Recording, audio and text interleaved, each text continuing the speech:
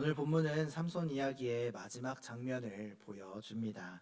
인생의 끝처럼 보이는 자리에서 하나님의 복음이 어떻게 시작되는지를 본문은 분명하게 선포합니다. 우리가 보기에 삼손은 실패한 영웅처럼 보이고 우리도 실패하는 존재들입니다. 그러나 복음은 그 실패의 잿더미를 지나서 영광을 드러내는 하나님의 능력입니다. 사사기 16장은 삼손의 몰락과 회복 그리고 마지막 승리를 기록합니다. 들릴라에게 마음을 빼앗긴 삼손은 나실인 서원의 표지인 머리털을 잃었습니다. 그리고 무엇보다 여호와의 임재를 잃었습니다. 그리고 블레셋에게 붙잡혀서 두 눈을 빼앗기고 옥중에서 맷돌을 돌리는 수치를 겪게 됩니다. 인생의 자존심이 꺾이고 체면이 무너지고 의지하던 모든 것이 사라진 그 자리에서 삼손은 비로소 하나님께 나아갑니다. 본문 28절은 그의 생애에서 가장 분명한 기도의 장면을 보여주는데요. 주 여호와여 이번만 나를 강하게 하사라고 간구합니다. 이 한 문장에 복음의 문이 열립니다. 오늘 말씀을 통해서 하나님께서 우리의 약함을 사용하셔서 하나님의 영광과 우리의 구원을 이루시는 그 길에 대해서 살펴보겠습니다. 오늘 본문을 통해서 볼 때에 우리는 먼저 무너진 사람의 자리를 직면하게 됩니다. 삼손은 힘을 잃기 이전에 이미 하나님과의 관계를 가볍게 여겼습니다. 나실인 서원은 은사를 보장하는 마법과 또는 보증수표가 아니었고 하나님의 임재를 가리키는 표지였습니다. 이 표지가 남아있더라도 임재가 떠나면 그 능력은 껍데기에 불과했습니다. 우리의 현실에서도 비슷한 일이 벌어집니다. 직분이 있고 경력과 재산이 있으며 자녀가 있고 또 사람들에게 존경을 받는다고 하더라도 하나님과의 관계가 희미해지면 그 사람의 마음은 비어있게 됩니다. 우리가 바쁘다는 이유로, 피곤하다는 이유로, 체면 때문이라는 이유로 하나님과의 관계를 함께하는 그 시간을 놓칠 때가 많습니다. 이것이 무너짐의 시작입니다. 그러나 이 복음은 무너짐을 진단하는 데서 멈추지 않습니다. 하나님은 무너진 사람을 버리지 않으시고 그 자리를 은혜의 시작점으로 삼으셨습니다. 삼손이 눈을 빼앗긴 그날은 끝이 아니라 새로움의 전조였습니다. 우리가 읽진 않았지만 22절은 이렇게 말씀합니다. 머리털이 다시 자라나기 시작하니라. 이 문장은 단순히 생물학적인 사실이 아니라 은혜의 표지입니다. 그냥 시간이 지나서 머리가 길어지는 것이 아니라 은혜의 표지인 것이죠. 하나님께서는 아직 삼손을 기억하고 계셨습니다. 사랑하는 여러분, 하나님께서는 여러분을 잊지 않으십니다. 우리의 실패는 하나님의 기억을 지워버리지 못합니다. 과거의 실패로 좌절에 빠져서 죄책감에 하나님께로부터 스스로 멀어지고 있다면 하나님께서 여전히 삼손을 기억하셨듯이 우리를 기억하고 계심을 깨닫고 신뢰하는 우리 모두가 되기를 바랍니다. 23절과 24절은 세상의 모습을 보여줍니다. 다곤 신전에 모인 블레셋 방백들과 백성들이 잔치를 벌이면서 우리의 신 다곤이 우리 원수 삼손을 우리에게 넘겨주었다고 외칩니다. 이렇듯 불신앙의 세계는 언제나 성공과 쾌락의 무대를 종교적인 언어로 포장합니다. 그러나 성경은 이 장면을 통해서 우상의 본질을 드러냅니다. 우상은 사람이 만든 신이고 사람이 만든 신은 결국에는 사람을 잡아먹습니다. 하나님께서는 그들의 승전가를 허락하심으로 교만의 끝이 얼마나 허무한지를 앞으로 드러내실 것입니다. 교만의 끝으로 그들은 25절에서 삼손을 불러서 자신들을 위해서 공연하도록 하게 합니다. 한때 영적 소명을 가진 사사가 이제는 놀림감이 되게 만들었습니다. 이것이 죄가 만드는 최종 장면입니다. 하나님을 떠나면 은사도 영향력도 명예도 모두 조롱거리가 되어버립니다. 그러나 26절과 27절에서 반전의 밑그림이 나타나는데요. 삼손이 그를 인도하는 소년에게 부탁해서 집을 버티게 하는 두 기둥을 더듬어서 찾습니다. 삼손은 이미 더 이상 볼 수 없지만 이제 눈이 뽑혀서 볼 수 없게 되었죠. 없지만 보이지 않는 하나님께 손을 뻗습니다. 기둥은 건축적인 중심이고 신전의 심장입니다. 죄가 우리를 무너뜨렸던 바로 그 자리에서 하나님께서는 구원의 기둥을 다시 붙잡게 하십니다. 마지막으로 28절의 기도가 터집니다. 삼손은 스스로의 이름을 높이지 않습니다. 오직 하나님께 자신을 생각해 달라고 기도합니다. 이번만 강하게 해달라고 간구합니다. 삼손이 마지막 순간에 하나님께 드린 이 한 문장의 기도, 그것은 주 여호와여 이번만 나를 강하게 하사라는 한 마디였습니다. 삼손의 기도는 길지 않습니다. 변명도 장황한 계획도 없습니다. 그는 자신을 생각해 달라고 이번만 강하게 해달라고 간구합니다. 이 기도에는 두 가지 신앙 고백이 들어있는데요. 하나는 나는 약하다라는 고백이고 다른 하나는 하나님께서는 강하다라고 하는 신뢰입니다. 복음은 바로 이 지점에서 빛을 발합니다. 고린도후서 12장 9절에서 주님은 바울에게 내 은혜가 네게 족하다. 이는 내 능력이 약한 데서 온전하여짐이라 말씀하십니다. 약함을 인정할 때에 은혜는 빈자리를 채웁니다. 그리고 하나님께서는 그 약함을 무기로 삼으셔서 일하십니다. 우리는 삶에서 많은 책임과 무게를 지고 살아갑니다.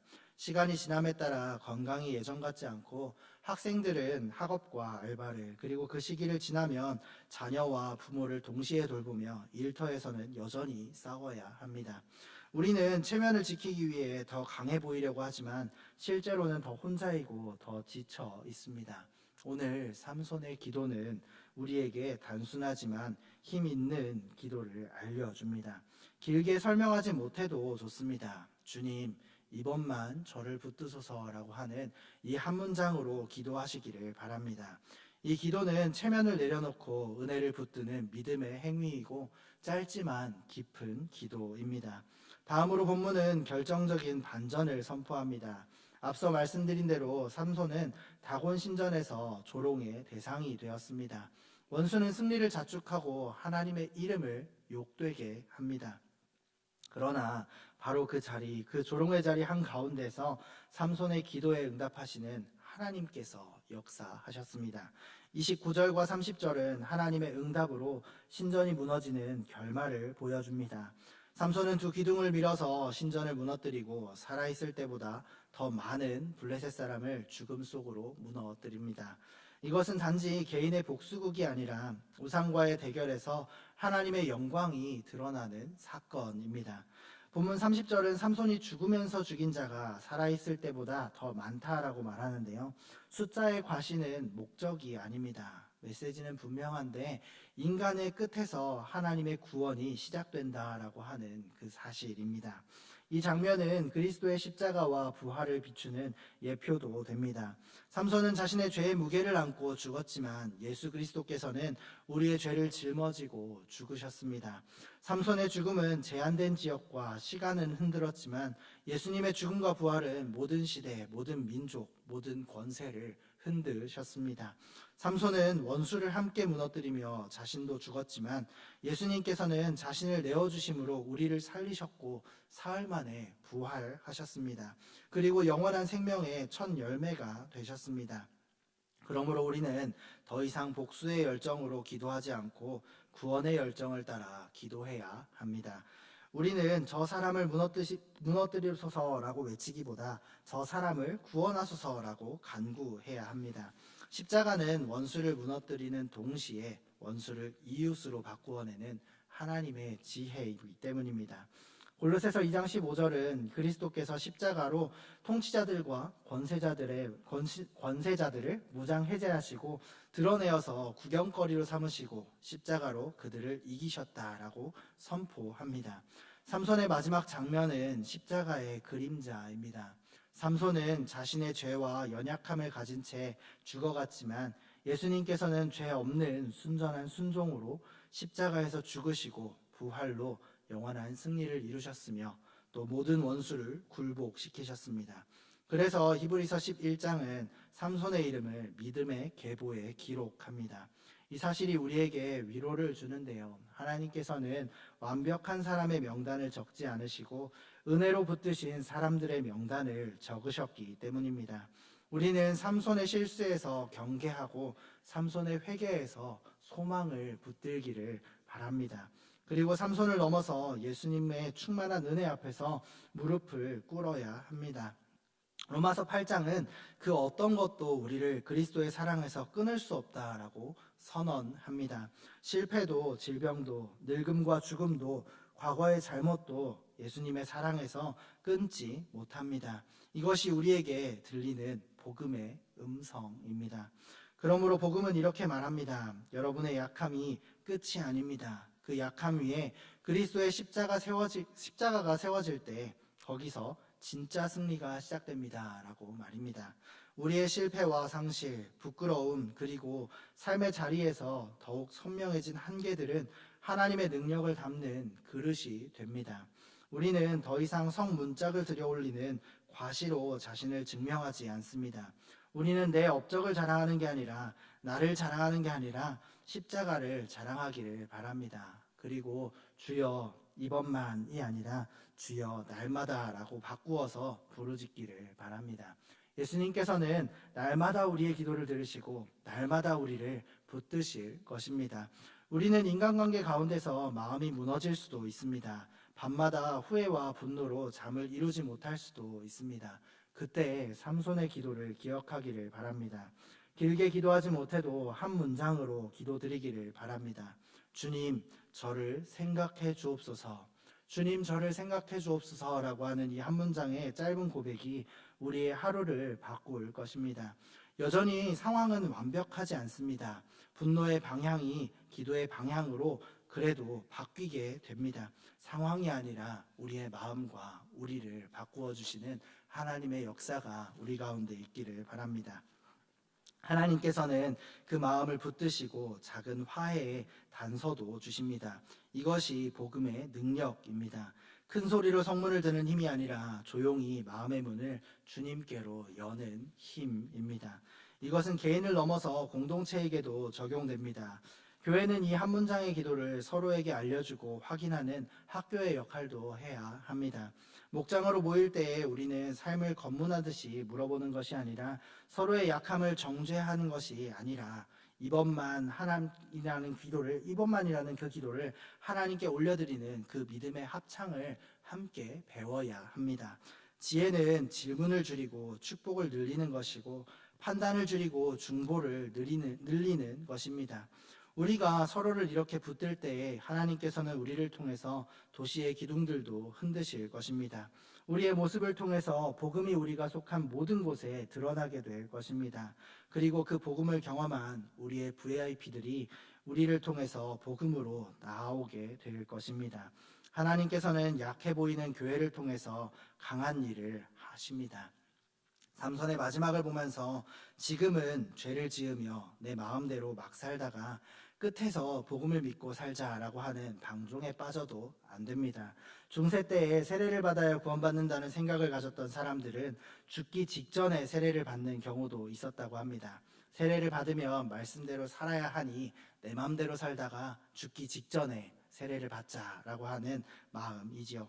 그러나 그들의 마음 자체가 글러먹었습니다.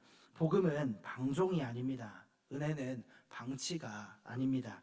삼손의 생애는 말씀의 경계가 없을 때 어떤 일이 일어나는지를 보여주었습니다. 그렇다고 스스로를 죄책감과 두려움으로 스스로를 가두지 마시기를 바랍니다. 우리는 십자가 안에서 자유를 누리되 그 자유를 사랑으로 사용해야 합니다. 관계에서의 정직과 돈에서의 투명성, 그리고 자리에서의 겸손은 복음 윤리의 구체적인 형태입니다. 이것을 지킬 때 은혜는 더 오래, 더 넓게 흐르게 될 것입니다. 경계는 사랑을 막는 벽이 아니라 사랑을 지켜주는 담이라는 것을 기억하기를 바랍니다. 삼손에게 나시린의 표지가 있었다면 우리에게는 예수님의 임재와 예수님과 하나됨을 보여주는 표지가 있습니다. 바로 세례와 성찬입니다. 세례는 우리가 예수님과 함께 죽고 함께 살았다는 표지를 보여줍니다. 또 죄의 씻음도 보여주죠. 또 성찬의 떡과 잔은 예수님의 영적인 임재와 예수님의 살과 피를 먹고 마심으로 하나됨을 드러내는 표지를 알려줍니다. 우리는 그저 상징을 붙들기 위해 모이는 것이 아니라 그 상징을 통해서 우리에게 오시는 주님을 만나고 주님과 하나 되는 사귐을 누리고 나누기 위해서 모입니다. 직분도 마찬가지입니다. 우리는 표지를 자랑하지 않고 표지가 가리키는 임재를 사모해야 합니다. 이것이 예배자의 태도입니다. 복음은 오늘 처음 듣는 사람에게만 필요한 소식이 아닙니다. 오래 믿은 우리에게도 늘 새로운 소식입니다. 어제의 승리가 오늘의 은혜를 보장하지 않고 어제의 실패가 오늘의 은혜를 막지 않습니다. 그러므로 오늘 우리에게 주시는 복음을 다시 한번 생각해야 합니다. 예수님께서 여러분을 위해, 저와 여러분을 위해 오셨고 죽으셨고 다시 살아나셨습니다. 그분께서는 지금도 성령 하나님으로 여러분 안에 계시며 약함 속에서 능력을 이루십니다. 이 복음을 다시 믿고 다시 의지하고 다시 걸어가기를 바랍니다. 사랑하는 한밭 성도 여러분, 어떤 분은 오늘 이 자리에, 이 예배에 겨우 오셨을 수도 있습니다. 건강의 문제와 가족의 갈등 또는 사업의 손실과 마음의 우울이 우리의 눈을 빼앗아간 것 같을 때가 있습니다. 그러나 오늘 말씀은 이렇게 선언합니다. 하나님께서 저와 여러분을 잊지 않으셨다고 말이죠. 머리털이 다시 자라나기 시작하니라 말씀하십니다. 은혜는 이미 시작되었습니다. 오늘 이 시간이 그 은혜의 시작을 자각하는 시간, 다시 기도하는 시간이 되기를 축복합니다. 혹시 아직 그리스도를 인격적으로 믿지 않으신 분이 계십니까? 그렇다면 이 복음이 우리의 도덕적 성취가 아니라 예수님의 십자가와 부활이라는 것을 믿기를 바랍니다. 예수님께서는 우리의 약함 때문에 오셨고 우리의 죄를 위해 죽으셨습니다. 그리고 우리를 의롭다 하시기 위해서 부활하셨습니다. 지금 마음으로 이렇게 고백하길 바랍니다. 주 예수님, 저는 약합니다. 저를 생각해 주옵소서. 저를 용서하시고 오늘부터 주의 은혜로 살게 하옵소서. 이 고백을 목장과 교회에서 함께 나누시고 함께 새 삶의 걸음을 시작하기를 바랍니다.